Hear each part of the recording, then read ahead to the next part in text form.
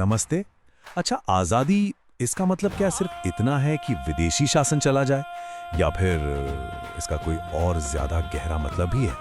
आज हम इतिहास के एक ऐसे मोड़ कर चलेंगे जहां एक आवाज़ ने आज़ादी की पूरी लड़ाई के सामने एक नैतिक सवाल खड़ा कर दिया था और पूरे देश को सोचने पर मजबूर कर दिया। जो लोग करोड़ों इंसानों को अछूत और अपराधी मानते हैं, उन्हें आज़ादी मांगने का कोई नैतिक अधिकार नहीं है। सोचिए, ये शब्द किसने कहे होंगे? ये किसी आम नेता के शब्द नहीं थे। ये थे भारत रत्न डॉक्टर बाबा साहेब अम्बेडकर के।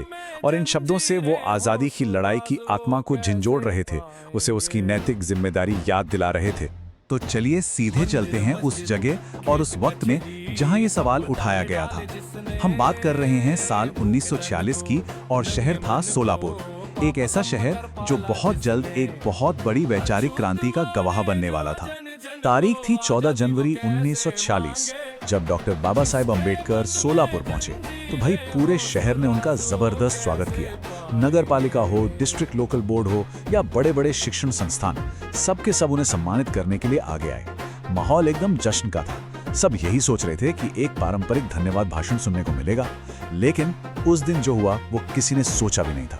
लेकिन बाबा साहेब ने सम्मान तो लिया, पर साथ ही कुछ ऐसा कह दिया जिससे पूरा माहौल ही बदल गया। उन्होंने कहा, मैं आभारी हूं, लेकिन मेरी जिंदगी सम्मान के लिए नहीं है, वो तो समाज के उद्धार के लिए है। बस इन एक दो लाइनों में ही उन्होंने सारा ध्यान अपनी तारीफ से हटाकर अपने जीवन के असली मिशन पर ला दिया, और वो मिशन था सामाजिक न्याय। और यहीं से उन्होंने उस बड़े सवाल को उठाना शुरू किया जो उनके भाषण का आप कह सकते हैं सेंटर पॉइंट बनने वाला था। एक ऐसा सवाल जो आज़ादी की पूरी लड़ाई को चैलेंज करने वाला था। सवाल ये था, आखिर ये आज़ादी है किसके लिए? देखिए, उस वक्त पूरे देश में बस एक ही धुन सवार थी, पॉलिटिकल फ्रीडम। हर गली नुक्कड़ पर एक ही बात थी, एक ही नारा था, बस किसी तरह विदेशी शासन से मुक्ति मिल जाए। मगर इस एक सपने के बीच बाबा साहब ने एक बहुत चुभने वाला सवाल पूछा। उन्होंने सीधे सीधे चुनौती दी कि जो लोग अपने ही देश के करोड़ों लोगों को अछूत मानते हैं, उन्हें अपराधी समझते हैं, वो आखिर किसके लिए आज़ादी मांग रहे हैं? क्या ये आज़ादी सिर्फ चंद लोगों के लिए होगी? और यहीं पर उन्होंने दो तरह के स्वराज का फर्क समझाया।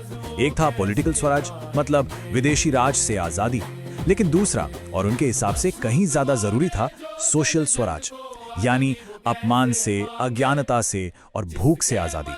उनका मैसेज बिल्कुल क्लियर था कि अगर सामाजिक आज़ादी नहीं है तो राजनीतिक आज़ादी का कोई मतलब नहीं, वो बस एक खोखला ढांचा है। और देखिए, बाबा साहेब सिर्फ सोचने वालों में से नहीं थे, वो करने वालों में से थे। वो जानते थे कि सिर्फ बातों से सिस्टम नहीं बदलता, इसलिए उन्होंने अपने आइडियाज को असलियत में, एक्शन में बदला। उन्होंने 1942 को एक बड़ा टर्निंग पॉइंट बताया। समझाया कि देखो, 1920 से 1942 तक, मतलब 20 साल से ज्यादा, मजदूरों के हालात में कोई खास सुधार नहीं हुआ था। लेकिन 1942 के बाद जब वो खुद वाइसरॉय की एग्जीक्यूटिव काउंसिल का हिस्सा बने, तब जाकर हालात बदलने शुरू हुए। तब जाकर उनकी आवाज वहां तक पहुंची जहां फैसले लिए जाते थे। और ये बदलाव कोई हवा हवाई नहीं था, ये उनकी अपनी मेहनत का नतीजा था।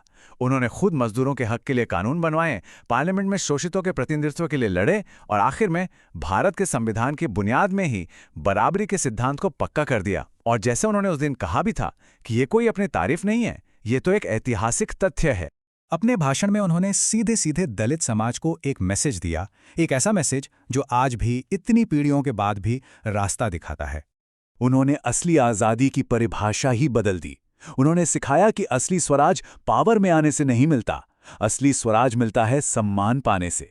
और सच्ची आज़ादी तो उस दिन आएगी जब ये छुआछूत का दाग पूरी तरह से मिट जाएगा और हर एक भारतीय इज्जत के साथ सिर उठाकर जी पाएगा। और इस मंजिल तक पहुंचने के लिए उन्होंने एक बिल्कुल साफ और पावरफुल रास्ता भी दिखाया। 3 शब्दों का वो मंत्र जो अमर हो गया: शिक्षित बनो क्योंकि ज्ञान ही ताकत है, संगठित रहो क्योंकि एकता में ही बल है, और संघर्ष करो क्योंकि हक मांगे नहीं जाते, उन्हें जीता जाता है। सशक्तिकरण का असली रास्ता यही था। तो बाबा साहेब का वो 1946 वाला भाषण, वो सिर्फ हिस्ट्री की किताब का एक चैप्टर नहीं है, वो एक जिंदा सवाल है, एक आईना है जो आज भी हमारे समाज के सामने है, और इसकी प्रासंगिकता, इसका महत्व वक्त के साथ कम नहीं हुआ है। तो इसलिए आज जब हम बाबा साहब को याद करते हैं तो सिर्फ उनकी मूर्तियों या तस्वीरों को याद करना काफी नहीं है। हमें उनके उस बुनियादी, उस बेचैन कर देने वाले सवाल को याद रखना चाहिए, क्या हमारा देश सच में सबके लिए आजाद है? और इस सवाल का जवाब हमें इतिहास में नहीं मिलेगा। इसका जवाब तो हमें अपने आज में और अपने अंदर खोजना होगा।